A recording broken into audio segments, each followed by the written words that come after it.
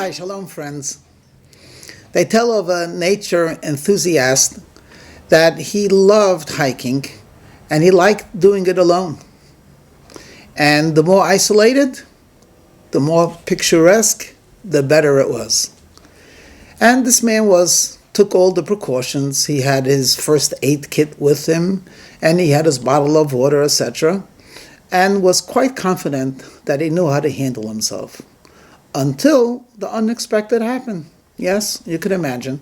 He was walking towards, he was mountain climbing or walking up a mountain, excuse me, a mountain, no one around, enjoying the beauty of the moment. And as he gets a bit too close to the edge, the earth gives way. Totally unexpected, impossible to predict. And he's sliding down. And instinct kicks in, and he's looking for some type of a hold, and his hand grabs a bush. And after a couple of seconds, his foot wiggles into a crevice, and he realizes that he is literally suspended between heaven and earth. And the only thing that's keeping him from actually hurtling down to a certain death is this bush. And as he's looking at this bush, he realizes that the bush is being held by its roots, and he could see the roots beginning to move. Yeah, this is not a situation where any one of us would want to be. And mentally, he regrets how come he didn't do the number one rule, which is never go by yourself. But it's too late for regrets. He needs something to save him. So he begins to shout, "Help! Help! Is there anyone out there? Please, someone!" And it was a beautiful day, and all he could hear was the echo. And he realizes that the chances of someone hearing him is very remote. And frantically, he's looking around, what can he do? What can he use as a support? And there's nothing there. And the bush is certainly getting weaker. He could actually feel it moving. And it's only a matter of time that he's going to fall. His anxiety turns into being a frantic plea. "Help, please, isn't there someone? Oh my gosh, isn't there anyone that could hear me?" And again, all he hears himself talking. Well, he begins to pray. "Almighty God, I promise I will be a good man. I will do everything you want me to do. I need a miracle. Please, God, send me someone that's going to save me." And he notices that the bush, not only is it not suddenly miraculously getting stronger, but it's noticeably, the top part of it is already going out of the wall of earth. And he weeps, "Dear God, please hear my prayer." And guess what? A miracle happened. He hears a booming voice coming from every direction. "Son, I have heard your prayer."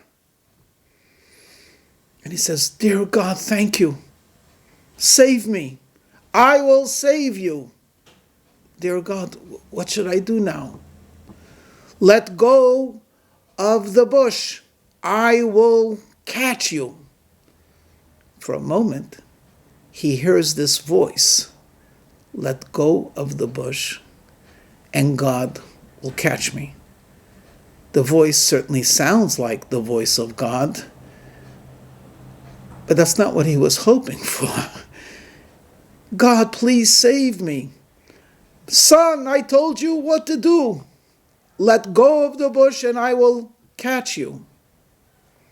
A long 18 seconds pass, and he begins to shout, "Help, help, is there anyone else out there?" And that's the end of the joke. I hope you're laughing. But it's actually not funny.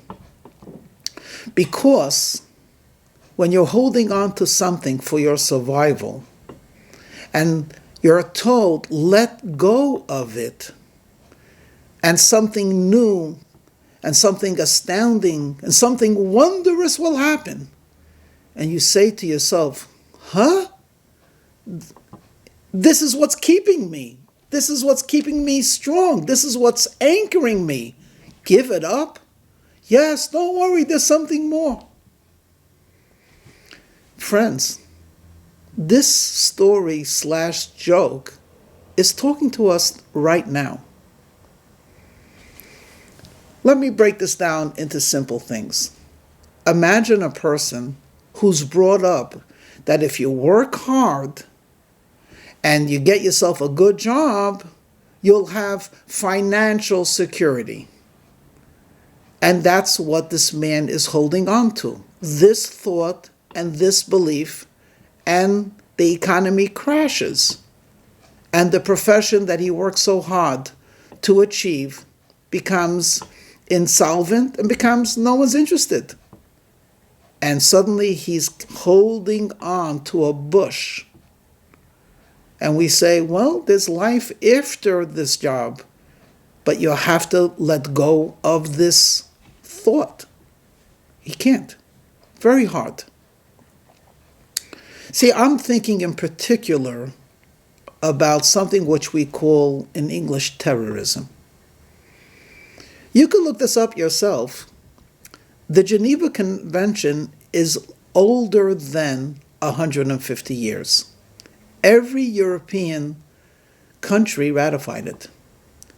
And this has been something that, in italics, the civilized world has been holding on to.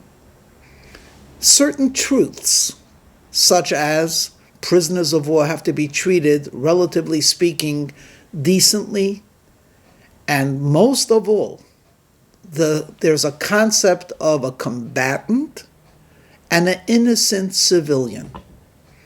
And an innocent civilian should not be targeted. And every civilized country believes that firmly. And they've broken it countless times, but always with an excuse. We didn't know. They were not innocent. They were actually helping. It wasn't our fault. It's collateral damage. Oh yes, innocent civilians by the millions have been murdered by warring armies, but it was never wanton. It was always by mistake an excuse. Until today's day, the 21st century terrorism. There's no excuse. No reason given. No reason necessary to be given. No justification. I hate you because you don't agree with me. And therefore I'm going to kill you, murder you, deface you, humiliate you, and do everything in my power to make your life uncertain. And this is frightening. For the 20th century, the 21st century, a civilized world, they were holding on to this bush. The Geneva Convention, decency, morality, even in a world of warfare, there must be some standards. I mean, an innocent child, a pregnant woman, an old man. I mean, a little mercy, a little decency, a little morality, even if we're breaking the law, but even a gangster has morals, but not if you're a terrorist. In fact, the more innocent you are, the stronger the message of terror. It's a terrible thing. So what should we hold on to? If we can't hold on to something as basic as the Geneva Convention, what should we hold on to? Let it go and fall into the hands of God. And now I'm speaking, though I believe the message is for non-Jews as well, I'm speaking about my people, the Jewish people in the land of Israel. You see, the Jewish people and the land of Israel are ancient, thousands of years old. But the modern country of Israel is post-Holocaust. It's a baby country, less than 100 years old. What do you think has kept this country's resilience? What has given it its strength from a secular perspective?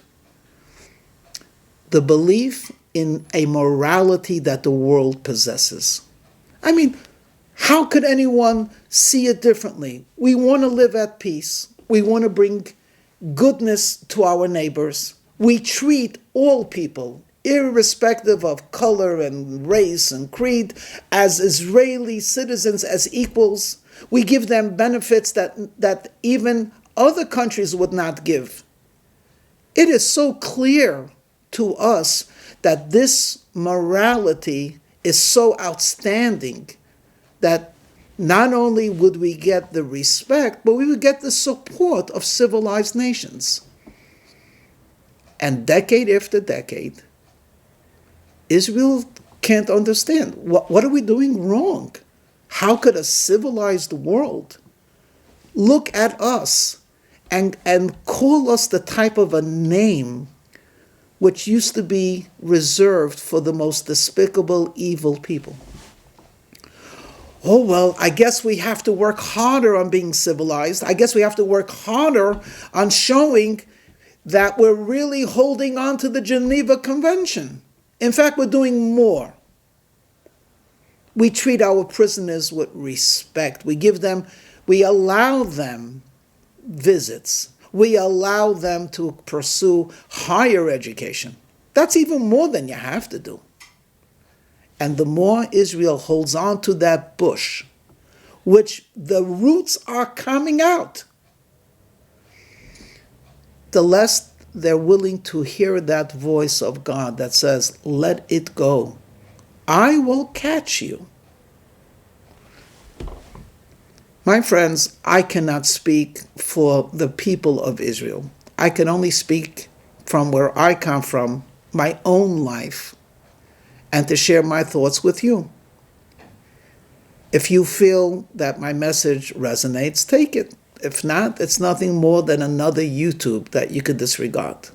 We all have things we hold on to. We all hear messages of God. Give it up, and I will support you. I will take care of you. I will nurture you. I know it's hard. I know for myself it's hard. I have imaginary things I hold on to.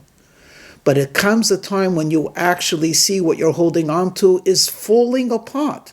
Don't keep on holding on to a bush that the roots, from the roots itself, are falling away. Where will you land up?